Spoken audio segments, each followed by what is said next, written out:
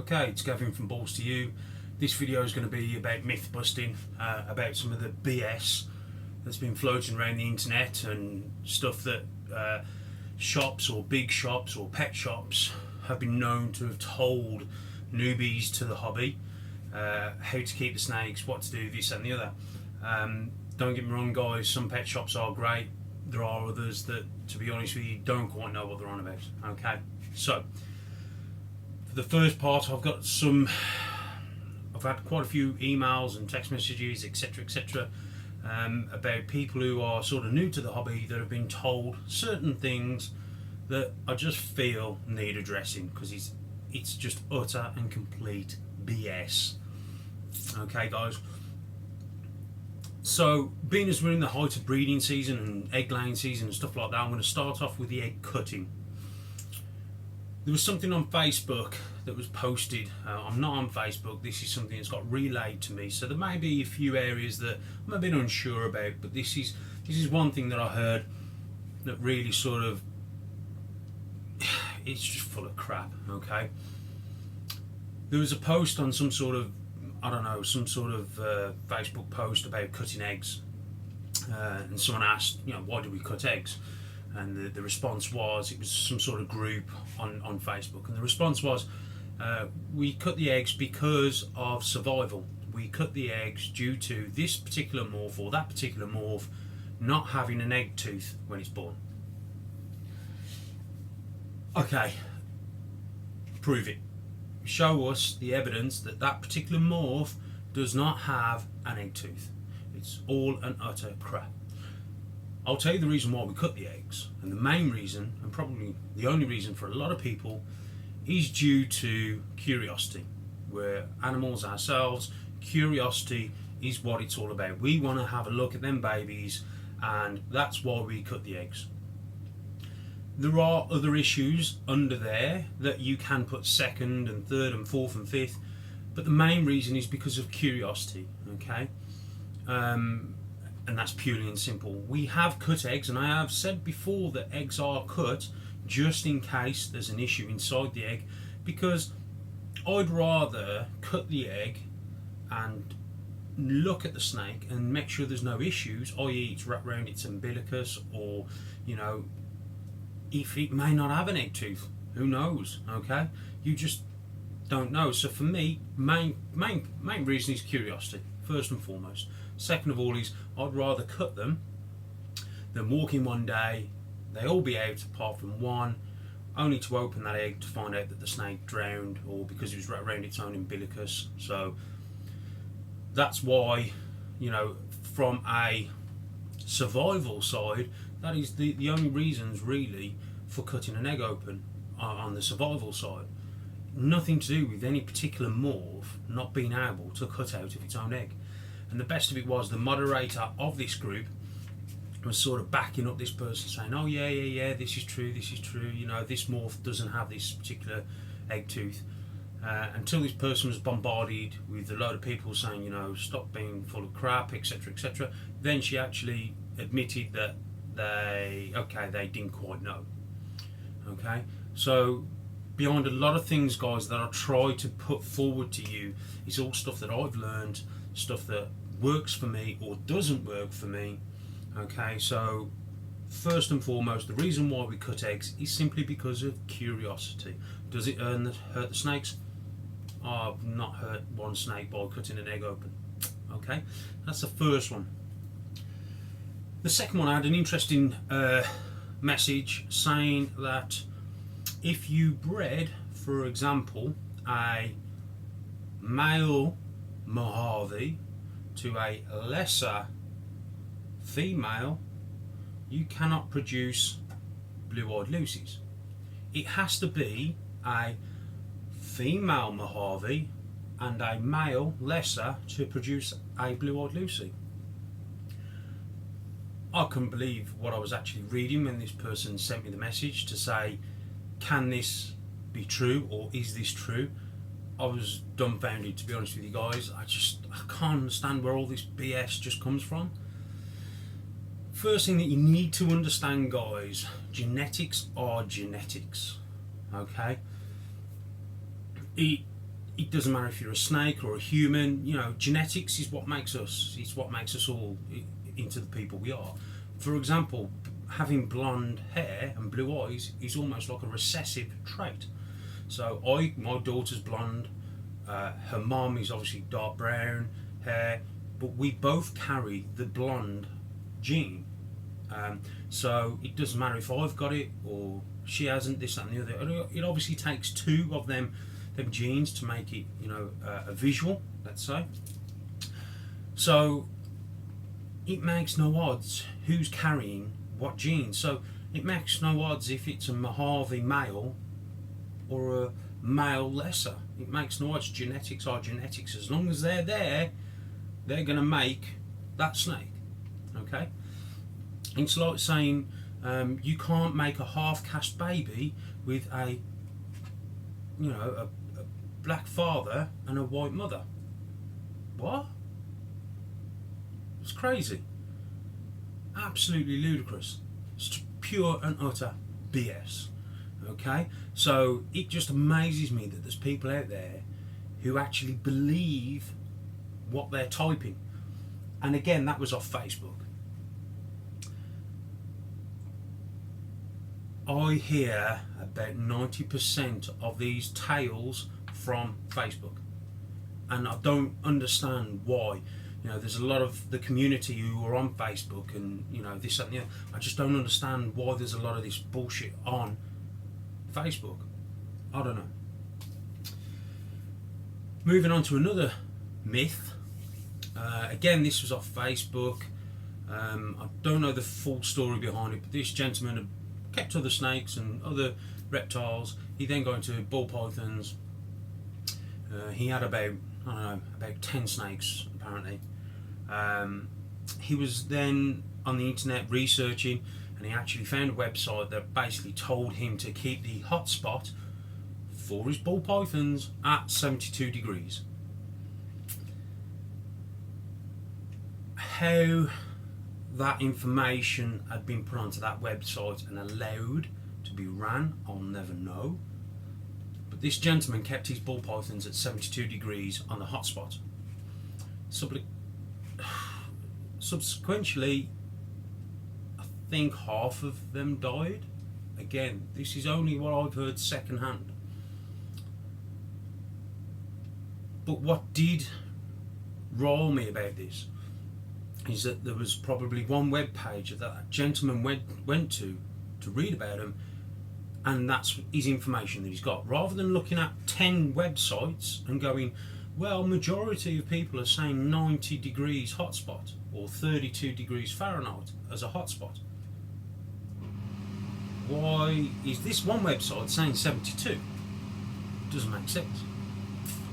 So with this particular story, what I sort of want to say is, don't just get your information from one source. Multiple sources, look at the average, see what everyone is saying, and then put that into practice in your own setup, and then see what works for you. Okay? So that particular story, you don't keep ball pythons at a 72 degrees hotspot. Okay? It's 90 or 32 degrees Fahrenheit, there or thereabouts. Again, guys, think about it logically. In Africa, it wouldn't be 90 degrees hotspot all over the place, and it wouldn't be bang on 90. Maybe 87 over there, it may be 95 over there. The snakes will decide where they want to be, whether they want to be in the cool end or the hot end. That's why, by giving them a variation in heat in your tubs, so you've got a cold spot and a hot spot, it makes them choose where they want to be. They will thermoregulate themselves. Okay? So, please guys, this comes back, I keep saying it, always research. Research the shit out of your species, okay? Because one thing that really gets me annoyed is when people come to me and they go, oh, I've just brought this ball python, what do I do with it? Why have you brought it? Well, my mate's got one and I thought they looked good, and I thought everyone's having them, so I thought I'd have one. Your chance of successfully feeding that snake, 0. Okay? So always research before you get your animals.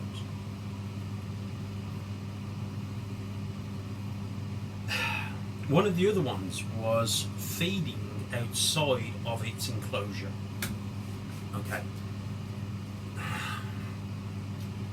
I don't know where this has came about, whether it was off Facebook or people being messaged or this, that and the other. But it's something that I've heard many, many times. I've had a message about this to be saying that most people have told this person to take it, excuse me, take its snake out, excuse me, take its snake out of its enclosure, oh, take its snake out of its enclosure, put it in a tub, and feed it. Why? Oh, I know the reason why. So it doesn't associate you with food. Okay. So does that mean then, if I stick my hand in here now, and I feed all my snakes in their tub, so I stick my hand in there now, it's going to bite the hell out of me? I don't think so. So let's prove it.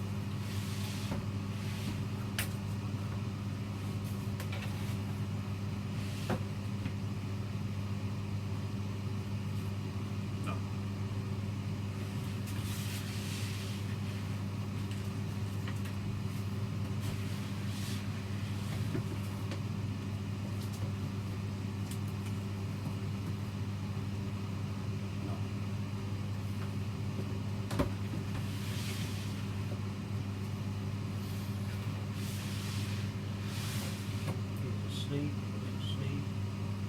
in there.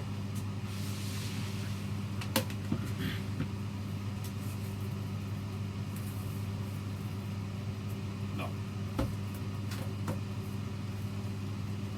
I feed all mine in their tubs. None of them wanted to strike out and bite me. Okay? Obviously they're asleep because it's daytime now, so they come out at night, they're nocturnal. So why would you want to feed your snake outside of its tub? I'll tell you this, on a night, as you saw in my last video, all my snakes are like feeding mode. So for me to go in there and stick my hand in on a night to pull it out, to put it into a tub, to feed it, it's going to have my hand. First and foremost, my hand, signature, heat source, bang, got it. I'm not even going to have a chance to get that snake into a tub. On a night, if I want to come in and look at the animal, I take my snake hook, okay, I open the tub with the snake hook, and I look and I judge their response, okay. So I'll look, I'll open, I'll judge their response, and then what I'll do before I touch the animal, I will tap it, just gently nose it like that. You will see the animal snap out of its feeding mode. So why do we have to take our snakes out and put it into a tub to feed? Makes no sense. Oh, it's pure and utter BS. Okay? These snakes will not associate you with food. Why? Because we are too big for them to eat. That's why. The only reason that snake will bite me through a feeding response is because all it's got is tunnel vision and it wants food. Bang. Okay? That's the only reason. It's not because it thinks that it's going to eat me. It just thinks, it sees a heat source, thinks that I'm giving it a rat, it can smell the rats in the room, bang, it's on. Okay? I've got a bite, so it's wrapped around my hand. Then it realises, oh, it's not a mouse, it's not a rat, it's whatever, and it lets go. It's the only time I've had a bite from a feeding response is because of that reason. Nothing to do with them associating us with food. If they see our hand going in, it's a heat source. Okay, they have heat pits. They're going to pick it up, they're going to bite it. So taking a snake out, putting it into a tub, I don't agree, I don't advise. You keep your snakes in your enclosures and you feed it on a night, because these are nocturnal obviously, and you feed it with a certain regime, and that's that. Okay, guys? So feeding snakes in a tub, out of its enclosure, bullshit. I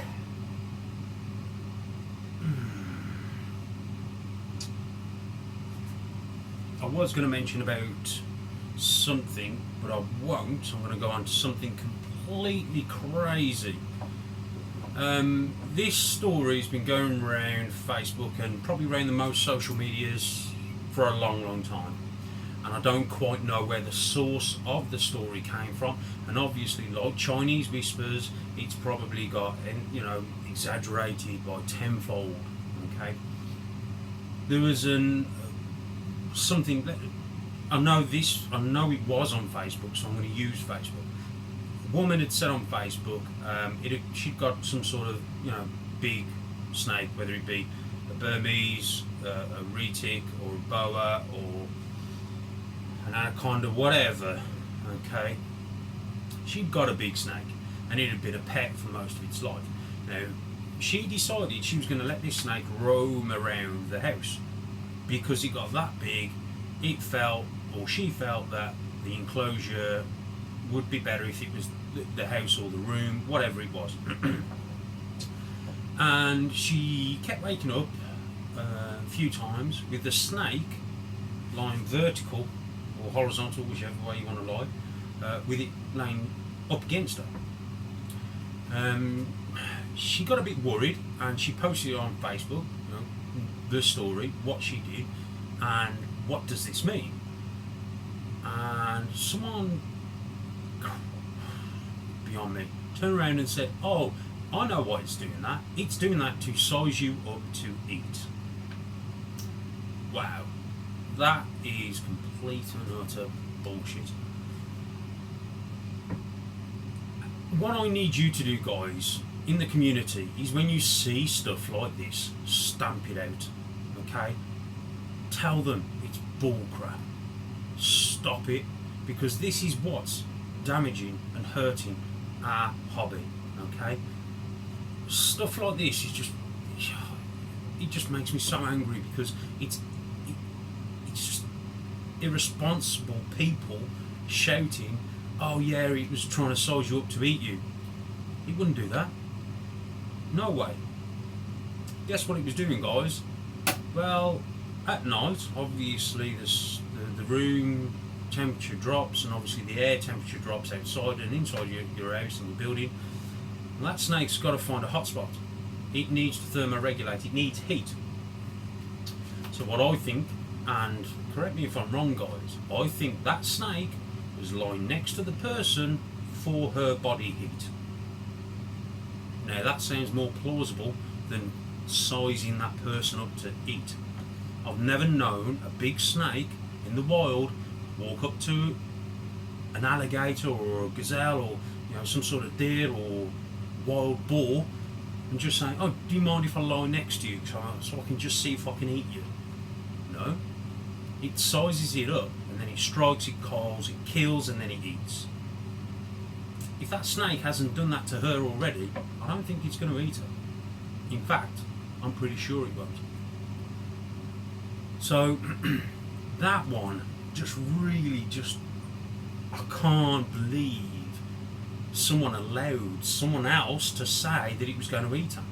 And I don't know if this got into the papers or something or other. I don't know how long ago this story was, but it was brought again. I'd heard it, quite a bit back, and it was brought to my attention again the other week. Apparently, he was doing its rounds on Facebook again. It's crazy, guys. What I want you to do in the community, like I've just said, if you see or hear anything, just try and point them in the right direction and just say, "Please, that's not true. Do you own a big snake?" I mean, this person who's probably turned around and said, "Oh, sizing you up to eat you," probably never kept a snake before. Probably never even kept a pet or a reptile, or it's just crazy. It just annoys me because these myths are just, we have problems with certain TV shows portraying reptiles, particularly snakes, in a bad light, We don't need this on social media. And I find that Facebook is always the culprit. And it's no secret I'm not a fan of Facebook. Okay, I was watching a program the other day. It was to do with the invasive species in the Florida Everglades. To do with the Burmese python. It was to do with the 2016 annual Python Challenge. What got me, there was over 500 people who applied to do the Python Challenge, and out of all the people that applied and got through and went through and started collecting the snakes, there was only, over X amount of weeks I think it was, there was only 33 found.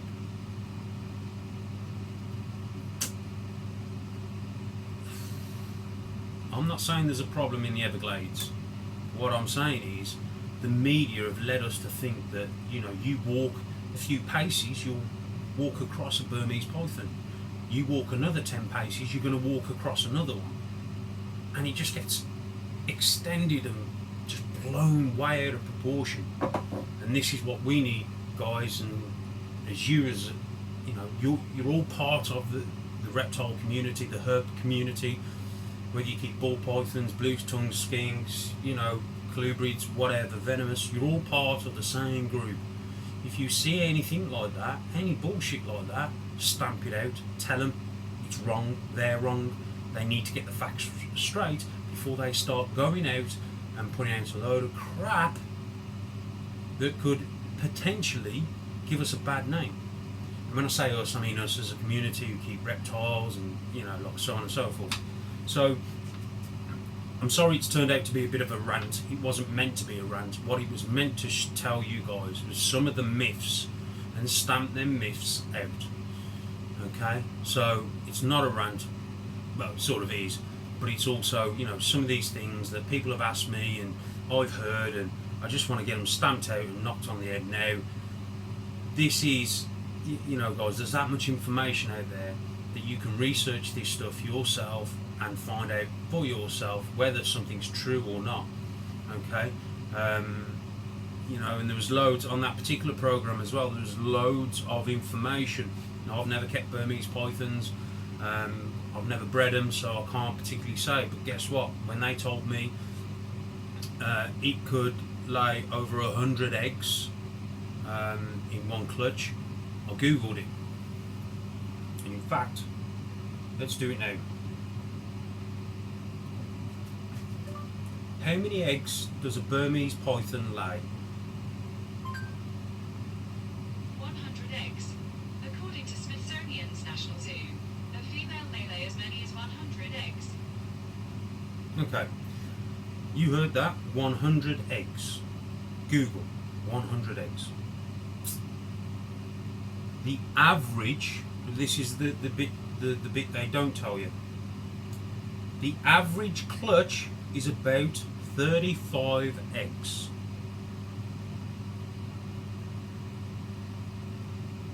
35, 100, massive difference. So according to this, Google says 100 eggs. The average clutch is about 35. Now, in captivity, okay, obviously the conditions are bang on, this, that and the other. Okay, even in captivity, we still have slugs. We still have eggs where the embryos die and the eggs go bad. We still have a low success rate. We don't have all the top number of eggs out of every female. It doesn't happen. Some females will give you 1 egg, some females will give you 15 eggs. So they've had one snake that gave them 100 eggs. One. So does that mean every wild Burmese female python in the Everglades is going to lay 100 eggs? I don't think so. On top of that as well, you've got obviously climate change, all that sort of stuff. So, the mom's obviously got to incubate them, all that sort of thing. Roll out eggs, eggs that roll out from the coil. Do they survive? I don't think they do. So, I don't know, guys. I'm just one of them. I don't live obviously in America, in the States, and I don't live anywhere near Florida or the Everglades. but I can certainly look at things, and the minute I see something on TV and they say this, that and the other, the first thing I do, I Google it, I do a bit of research, I find out that actually this isn't particularly true, but yet that's the first thing they say. One snake has laid 100 eggs. Guess what? A female can lay 100 eggs. No, it can't. What they should have said was, a female Burmese python on average lays about 35 eggs. It has been recorded for one female to lay 100 eggs. I don't know, guys. Like I said, it wasn't meant to be a rant. I just wanted to get over some factual knowledge that you guys out there, if you're on Facebook or you're on any social media and you see something, stamp it out. Okay, guys? Hope you're all okay. Thanks for sitting through and watching this. Sorry about the rant and this, that and the other. But hopefully you've learned some stuff for those who are new to the hobby, and for those who aren't new, who have sat through and watched this, jump on board, guys. Let's tell people the truth. Let's try and make people see sense rather than live in this fantasy world that, that all snakes are evil and they're going to try and kill us the minute we let them go in our homes. Alright, guys. Hope you're all well. Take care. Speak to you soon.